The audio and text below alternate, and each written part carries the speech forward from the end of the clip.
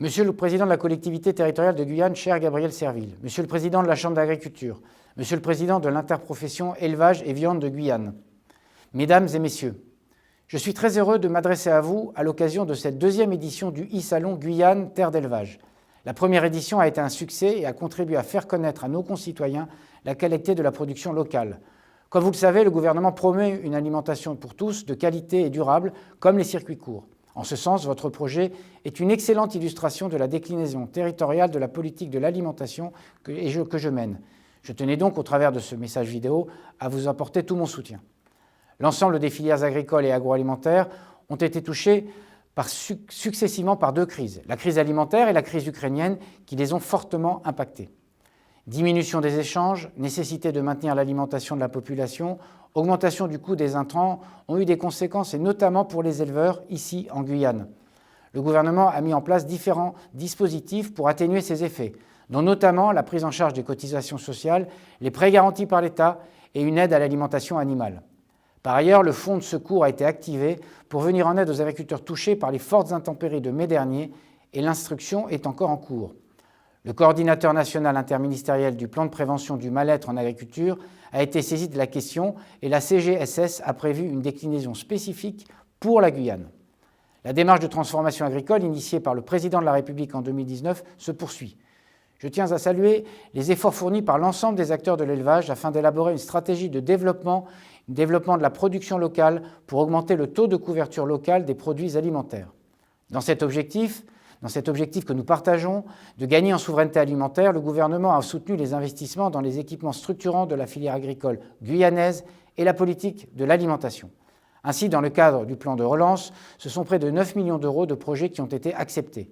Ce soutien se poursuit actuellement au travers notamment des dispositifs France 2030 en faveur de l'innovation.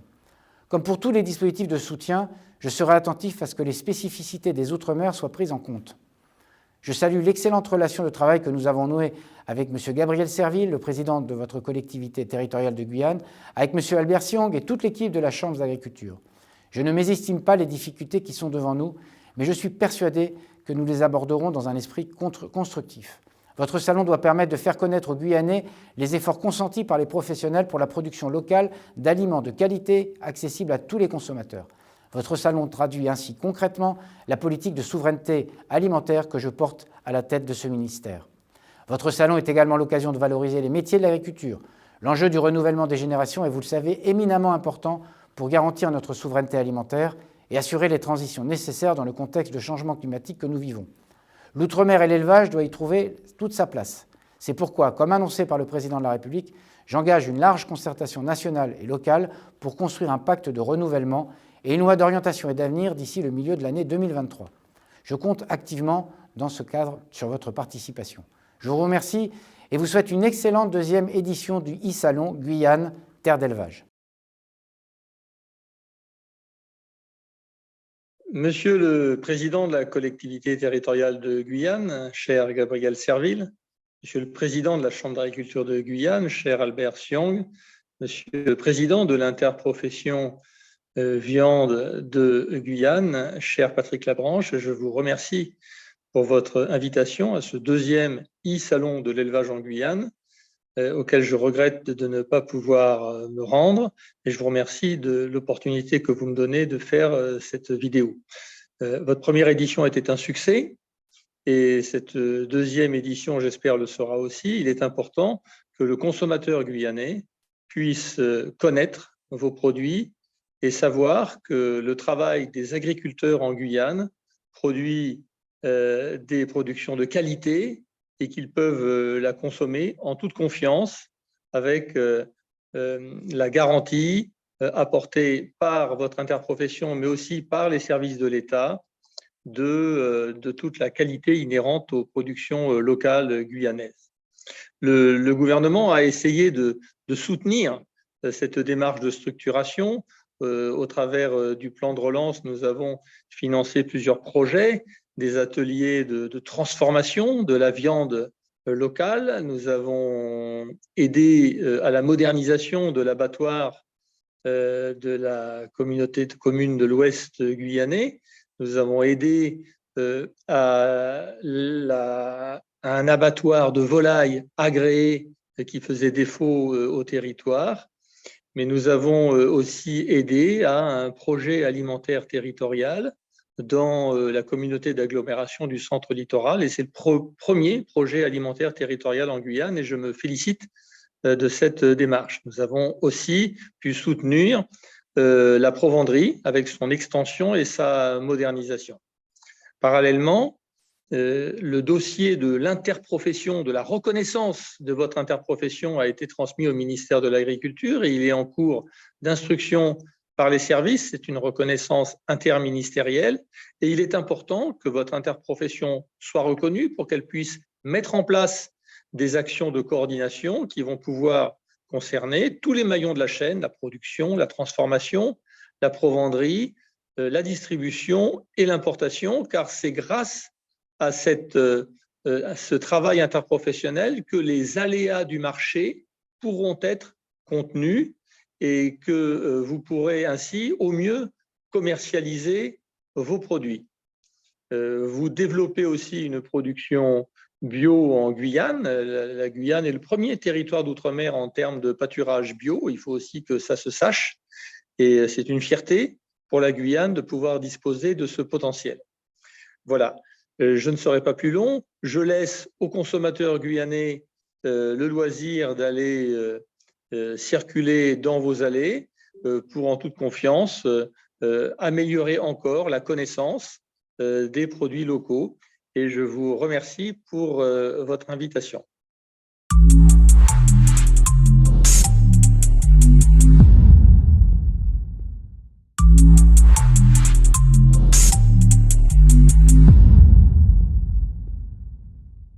Avant les problèmes autour de l'Ukraine, Kiev, on s'est aperçu, sur des notions un peu de concept, que beaucoup de choses se faisaient ailleurs que chez soi.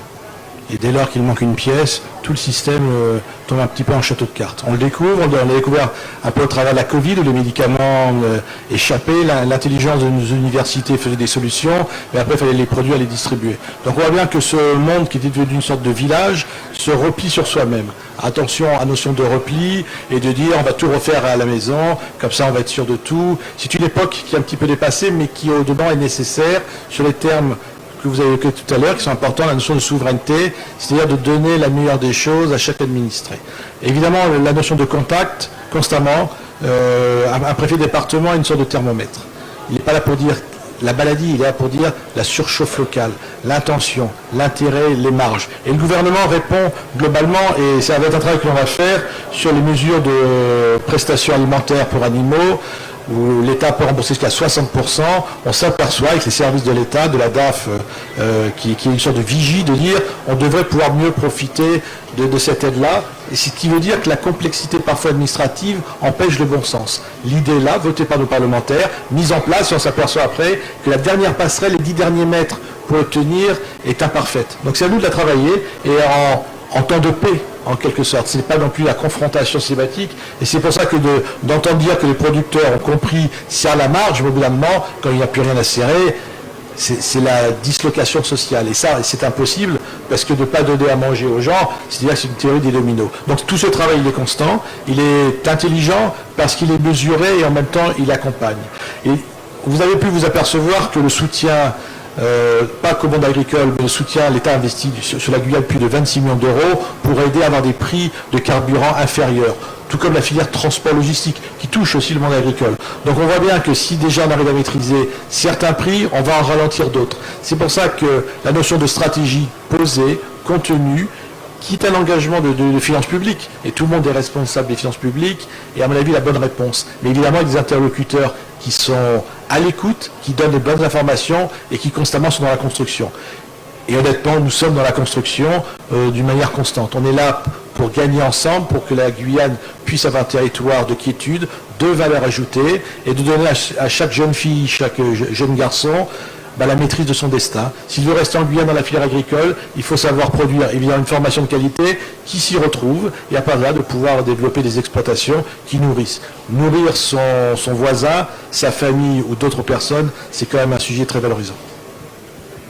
Merci Monsieur le Préfet. Monsieur Roger Aron, de quelle façon la collectivité territoriale accompagne justement le monde de l'agriculture en Guyane? De plusieurs façons.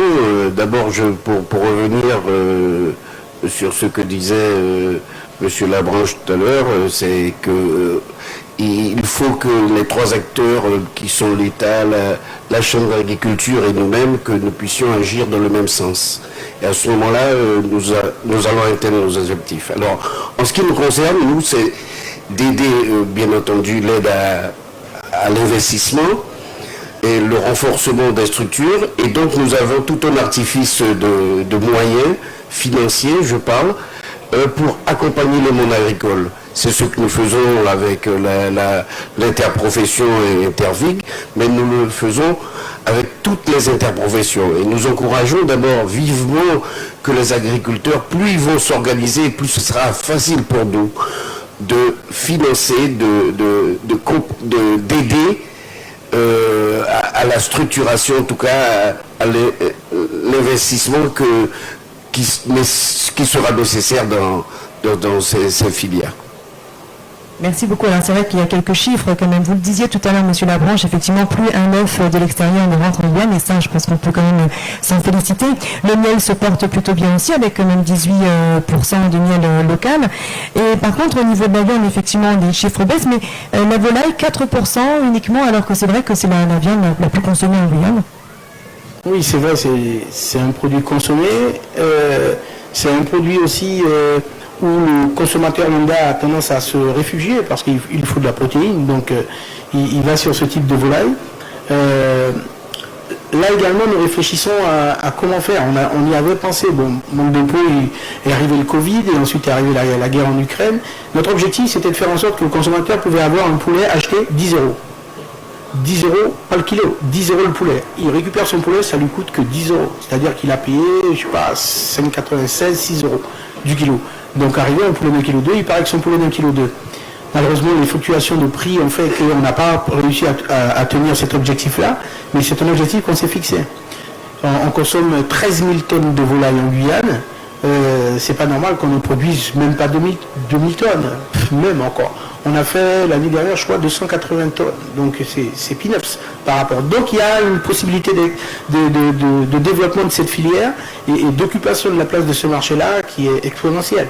Et pour cela, effectivement, dans le plan de relance qu'a financé le gouvernement, il y a là la possibilité de créer les outils nécessaires pour ça. Un outil d'abattage convenable pour permettre ça, pour développer. Pas plus tard qu'hier, j'ai eu un fabricant local de transformation de produits qui me dit est-ce qu'on serait en mesure de lui fournir 1000 volailles semaine? C'est un marché qui est très intéressant à prendre. Donc ça se prépare parce que la volaille, le pousset, on le reçoit 2 jours. Il faut le faire grandir sur 52 jours. Ensuite, il faut l'abattre, il faut le préparer et le vendre. Donc les mises en place de bornes pour éviter que le pousset ne dépasse pas les 1,2 kg qu'on souhaite. Donc il y a toute une organisation à avoir. Mais ça, c'est possible et on sait faire. Donc, avec les cantines scolaires aussi, puisqu'il y a le logo RUP qui s'est mis en place, la possibilité de faire découvrir nos enfants, parce que les consommateurs de demain, c'est les enfants qui mangent à la cantine. Si on les apprend à consommer local, ils vont forcément avoir le réflexe d'acheter local quand ils sont grands. Donc, les cantines aussi ont un rôle à jouer dans le développement de nos filières. Donc, tous ces éléments-là, on se dit que, c'est pourquoi je dis, dans l'agriculture, c'est le potomiton de l'activité, de la relation sociale et économique dans un département. Si un pays n'arrive pas à nourrir son peuple, il est quasiment inexistant. Donc avec tous les efforts qui sont faits, tous les efforts d'organisation de l'agriculture, j'espère que bientôt on aura une SAFER digne de ce nom pour pouvoir permettre de donner du foncier aux agriculteurs et bien sûr redonner confiance à nos partenaires banquiers, financiers pour qu'on ait une installation conventionnelle comme ça se passe partout ailleurs. Un agriculteur, c'est aussi un chef d'entreprise. Il a 75% d'aide, certes, mais pour pouvoir investir, il lui faut 100% de moyens. Donc après, les 75% viennent en déduction de ce qu'on lui aura prêté, mais au moins, il a la possibilité d'investir. On ne peut pas construire. Moi, j'ai mis 15 ans à construire mes outils de production. Pourquoi? Parce que avec 10 euros, j'investis avec 9 et je mange avec 1 euro. mais il faut qu'il y ait des outils financiers qui nous accompagnent pour nous permettre, il y a un marché qui est là. Si vous ne le prenez pas tout de suite, vous n'avez pas la possibilité de le prendre plus tard, parce qu'il sera occupé par d'autres productions qui ne viennent pas forcément de chez nous. Donc c'est tout ce travail-là également qu'il faut qu'on mène et qu'on est en bonne voie, mais c'est long. Donc vous pensez qu'effectivement il peut y avoir un découragement du coup par rapport à toutes ces contraintes? Non, nous sommes des optimistes forcenés, on ne se décourage pas. L'agriculture, c'est un beau métier, on aime ce qu'on fait. Donc sinon on aurait arrêté tous depuis le temps. Depuis 1982, moi, ça fait un moment. Hein. Donc c'est presque une vie. Et donc moi je pense que quand on décide d'aller dans cette activité-là, on n'imagine pas un seul instant qu'on aura la Porsche garée dans le garage. Hein. Mais par contre, on aura un beau troupeau de bovins, un beau élevage de porcs, de volailles. Donc c'est ça l'agriculture. Après, bien sûr, je ne dis pas qu'on ne s'amuse pas, on ne prend pas de vacances ou on ne prend pas de plaisir. On a d'autres plaisirs, mais qui n'est pas forcément d'acheter une grosse voiture. Vous l'avez dit, c'est un métier de passion et merci pour vos mots parce que du coup, effectivement, ça encourage du coup les jeunes qui aussi se lancent dans cette filière de formation donc dans l'agriculture. Et vous avez cité tout à l'heure le lycée agricole de Matiti. Notamment, l'activité maraîchère se porte plutôt bien chez nous, ça c'est plutôt rassurant. Oui, ça peut intervenir quand vous voulez. Ça pourrait se développer, ça va se développer davantage, j'espère. Après, il faut que les relations avec nos voisins aussi soient bien structurées et bien organisées. On est d'accord d'avoir des relations partenariales avec nos voisins, mais dans un cadre de complémentarité économique, pas de substitution. Donc là aussi, il faut qu'on soit très vigilant et qu'on fasse très attention. Alors nous sommes en direct sur le Facebook Live de Guyane Terre d'Élevage et nous avons également du public avec nous. Si vous avez des questions dans l'assistance, n'hésitez pas à vous manifester. Vous avez fait référence tout à l'heure à justement l'éducation alimentaire qui commence effectivement par les enfants qui vont à la cantine. Un avis aussi par rapport à ça, monsieur le préfet? Oui, tout à fait. Lorsqu'on a travaillé sur le bouclier qualité-prix, on n'a pas introduit que le prix et le produit, on a introduit des notions nutritives, de la qualité. C'est pas parce qu'on met peu que l'on doit manger mal. C'est là tout l'intérêt, et ce qui est évoqué sur nos voisins extérieurs, on n'applique pas automatiquement les mêmes normes. Tout l'intérêt, c'est de produire jusqu'à 16 millions d'œufs, voire, et c'est 10% d'augmentation par an, mais des œufs de qualité. Pas des œufs qui vont amener des maladies, enfin pas des maladies, mais des conséquences sur des produits qui n'existent plus dans l'Hexagone ou en Europe. Donc il faut être prudent, pas dire non plus on fait différemment, loin de ça, mais certains parfois trouvent, et c'est la notion un peu de la sécurité alimentaire, vous avez évoqué tout à l'heure la sûreté, la sécurité alimentaire, c'est aussi de protéger le consommateur sur un prix bas qui attire, qui tue la vraie profession, mais en même temps qui pénalise la santé de l'ensemble des gens. C'est pour ça que d'avoir une éducation complète dès le plus jeune âge, dans des qualités, de tirer aussi vers la notion un peu bio, et on a toute la capacité de traçabilité, fait qu'on respecte évidemment la filière, on la protège, mais en même temps on encourage une notion de vie vers la santé. Santé-environnement n'est plus un gros mot, on sait les comparer, on sait le faire. Maintenant le monde agricole n'est pas là comme en production, il y a du sens, il y a de la vérité. Alimentation, santé, on voit bien d'ailleurs que la taille du ministère de l'Agriculture a intégré un terme de souveraineté, un terme aussi d'alimentation. On voit bien que ce n'est plus une structure fonctionnelle, c'est une intensité de vie qui est offerte à l'ensemble des Français. Donc tout ceci s'organise comme tel, mais il faut voir la valeur aussi ajoutée, c'est l'agriculture sur la Guyane, c'est 150 millions d'euros. Ça pèse. C'est plus 15% d'agriculteurs depuis 20 ans. Ça monte.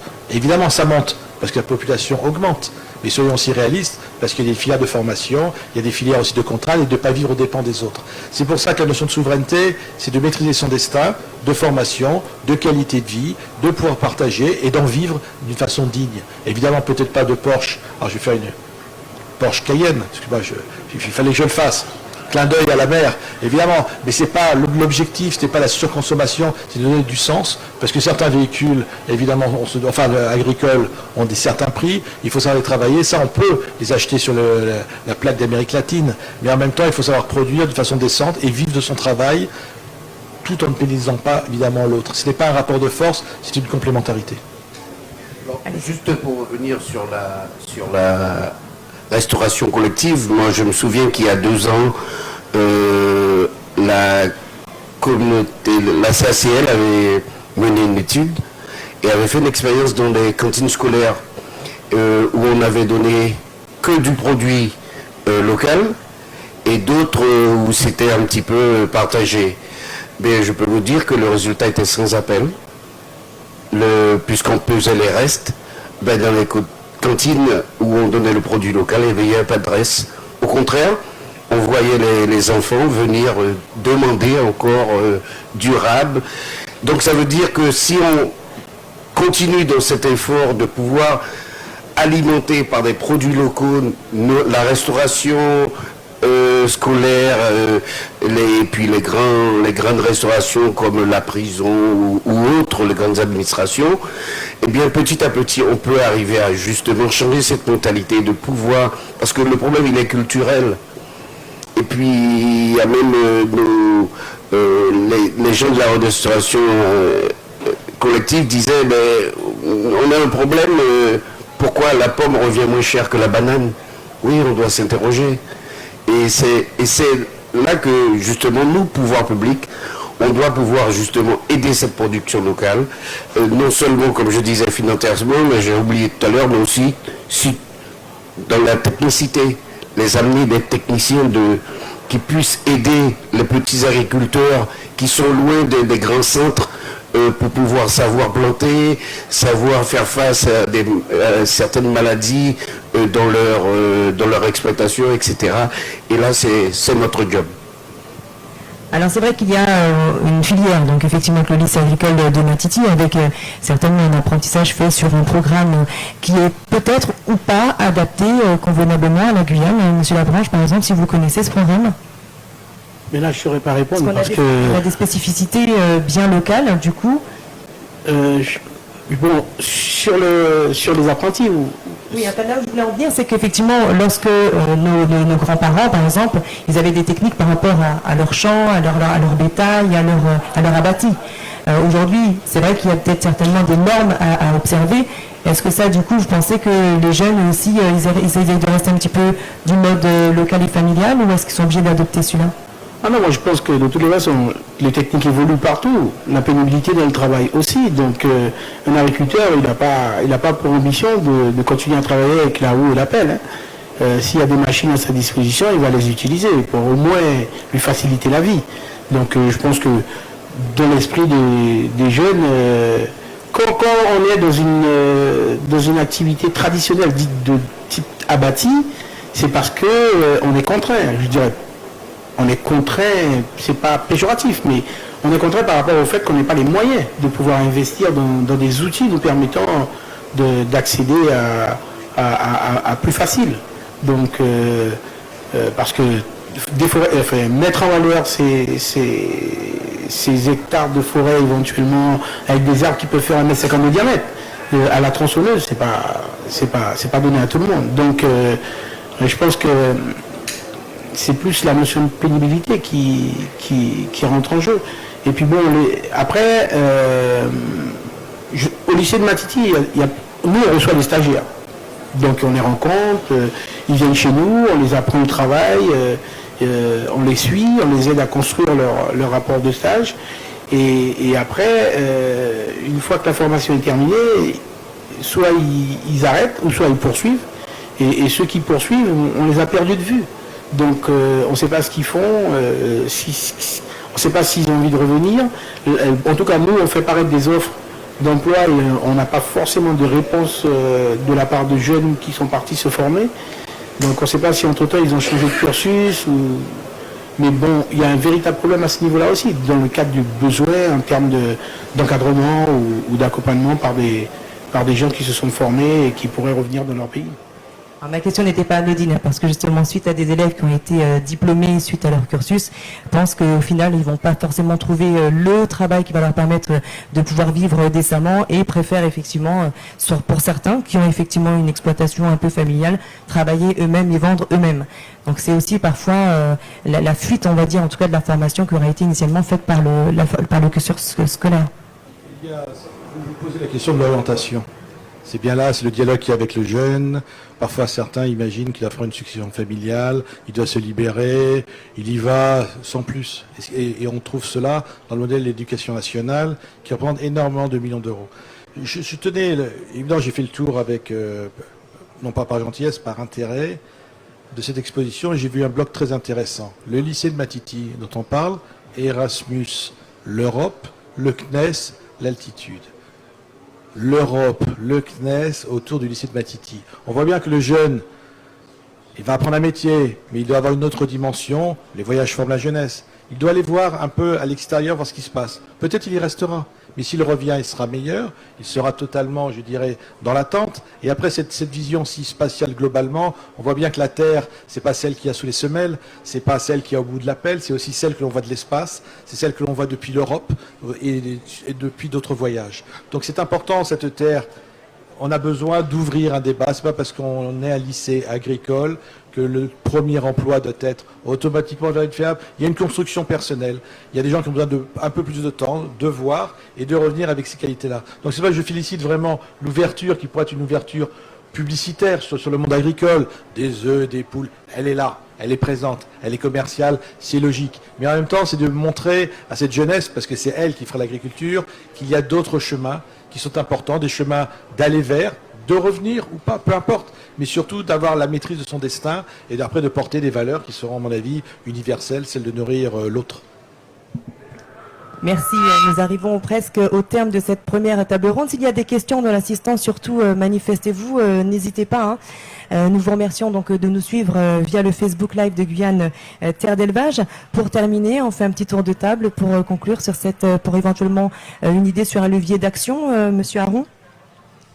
D'abord, de voir le succès que cette deuxième édition l'intérêt que porte la population, puisque pour un premier jour, voir une telle fréquentation, c'est de dire peut-être qu'on prépare déjà la troisième édition. Non, mais bien entendu, tout au long du salon, nous aurons le temps de rentrer un petit peu plus en profondeur sur certaines choses, certains aspects de la profession. Mais en tout cas, je crois qu'on est bien parti. N'est-ce pas, Monsieur Labranche ? N'est-ce pas, Monsieur Labranche ? Oui, bien sûr. Bien sûr. Je voudrais vous raconter une petite expérience. Il y a un jeune du lycée qui a loupé son examen pour 0,48 points. D'accord ? 0, c'est rien. 0, il aurait pu être rattrapé, mais bon, il n'a pas été rattrapé. Donc, il était stagiaire chez moi et bon, après, je l'ai contacté pour savoir comment ça s'était passé. Bon, son rapport de stage était très bien. Et donc, nous, ce qu'on a décidé, c'est pourquoi je disais tout à l'heure qu'il faut les accompagner. On a recruté ce jeune chez nous. On lui a mis un tuteur pour l'aider à repasser en candidat libre son examen. On a pris contact avec le lycée de Ploufragan pour l'envoyer en formation spécialisation en aviculture, puisqu'il a fait une formation élevage. Et à l'issue de sa formation, il a un emploi qui l'attend chez nous comme technicien agricole. Donc tout ça pour dire qu'il faut suivre les jeunes, il faut les accompagner.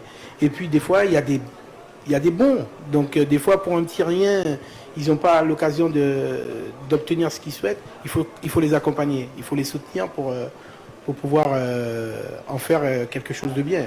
Donc là, c'est une occasion. Bon, c'est une occasion. Mais bon, si on est plusieurs chefs d'entreprise à identifier nos besoins et à pouvoir rattraper des situations comme celle-là, ou bien d'orienter, ou bien de recruter des jeunes qui ont fait le lycée, ça serait bien.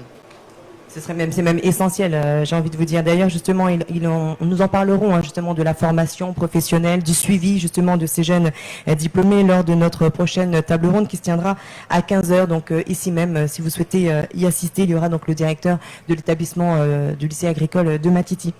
Monsieur le préfet, pour conclure. Alors pour conclure, d'abord une impression personnelle, il y a des odeurs qui arrivent à mon niveau, qui sont terribles pour tout le monde, je pense. Alors le digital ne peut pas tout nous permettre, même le numérique, même le spatial, mais je peux vous dire que là nous sommes en forte tension. Mais c'était le premier point, parce que c'est bon et que ça réveille des instincts. Mais en même temps, on a vu cette anecdote, c'est pas qu'une affaire de cœur, d'orientation, c'est une affaire aussi de solidarité. La terre est dure, il n'y a pas de notion de charité, parce que quand ça pousse ou pas. On a eu la Covid, il y a l'Ukraine, il y aura sûrement d'autres choses, mais il y a des hommes et des femmes qui se battent au quotidien. Le chemin est toujours difficile. On fixe un objectif, mais on s'aperçoit que lorsque l'objectif est atteint, on s'aperçoit que c'est le chemin, la trajectoire. Donc pour moi, la trajectoire, ça va être ce chemin vers la troisième interprofession qui aura lieu. Et il y aura d'autres nouveautés. Ça ne va pas être la reproduction d'un modèle économique qui fonctionnerait. C'est la notion d'un modèle dynamique. C'est la notion d'un modèle qui donne de l'espoir, qui oriente et qui, quoi qu'il se passe, fait grandir à tout point de vue. En tout cas, moi, je tenais à les remercier profondément parce qu'on a nos contacts au quotidien avec les services. On voit que quelque chose se construit, mais d'une façon très humaine, et je dois dire donc naturelle et donc très guyanaise. Merci à vous. Merci à vous. D'ailleurs, nous allons vous applaudir, mesdames et messieurs, applaudissez pour ces messieurs qui étaient avec nous, monsieur le préfet, monsieur Kefelec, monsieur Labranche, président d'Interdic, et monsieur Roger Haroux, vice-président de la collectivité territoriale de Guyane. Nous nous retrouvons à 14h pour la seconde table ronde et nous parlerons d'agrivoltaïsme. Alors, qu'est-ce que c'est? Vous allez tout savoir sur le sujet tout à l'heure en direct avec nous sur le Facebook Live de Guyane Terre d'Élevage. Merci de nous suivre. Bonne journée, bon appétit.